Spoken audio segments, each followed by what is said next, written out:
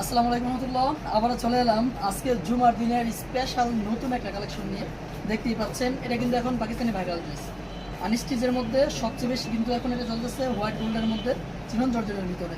পুরোটা গলা কিন্তু কাজ করে, দেখতে পাচ্ছেন কাছে এসে দেখো। সম্পূর্ণ বডিতে কিন্তু সিকোয়েন্স থাকবে এবং এমব্রয়ডারি থাকবে। হাতার মধ্যে আলাদা লেস আছে, এটা হচ্ছে হাতাটা, হাতার মধ্যে আলাদা লেস আছে।